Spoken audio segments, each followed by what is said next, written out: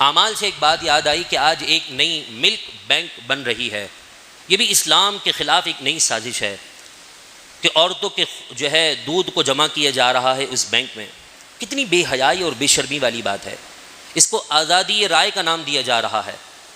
اور آپ کو معلوم ہے کہ اگر کوئی بچہ کسی عورت کا دودھ پی لے تو وہ رضائی بیٹا بن جاتا ہے, وہ اس کی رضائی ماں بن جاتی ہے, اس کی ساری اولاد اس کی بہن بھائیوں کا حق رکھتی ہے, زندگی بھر ان سے رشتہ نہیں ہو سکتا.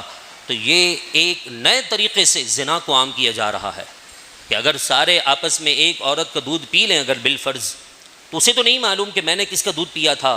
نکاح میں آنے والی 20 سال کے بعد عورت, اس نے بھی اسی عورت اور اس بینک سے دودھ پیا ہو اور اسی عورت کا دودھ ہو, تو مجھے بتائیے یہ تو بہن بھائیوں کا آپس میں رشتہ ہو جائے گا. اور بہن بھائیوں کے رشتہ تو ہوتا نہیں, نکاح تو ہوتا نہیں, اولاد کس خاتے میں جائے گی اللہ ہی بہتر جانتا ہے. لہذا بہتر یہ ہے کہ ہم اسلامی جمہوریہ پاکستان میں رہتے ہیں اور یہ بات باور کرانا چاہتے ہیں کہ یہ جو غلط قدم اٹھ رہا ہے اس کو فوراً روکا جائے, ورنہ جتنی بے برکتی ملک پاکستان میں ہے کئی گناہ اس سے کئی گناہ زیادہ بے برکتی اور اللہ کے عذاب ہم پر آ سکتا ہے. ہم تو اللہ کے عذاب سے ڈرتے ہیں اور اس کے عذاب سے بچنا چاہتے ہیں. اس لیے میرا اور آپ کا کام یہ ہے کہ ہم لوگوں کو اویئرنیس دیں اور لوگوں کو اس بارے میں بتائیں. دعا کریں اللہ تعالی ہمیں اسلام کے مطابق اپنی زندگی بسر کرنے کی توفیق عطا فرمائے.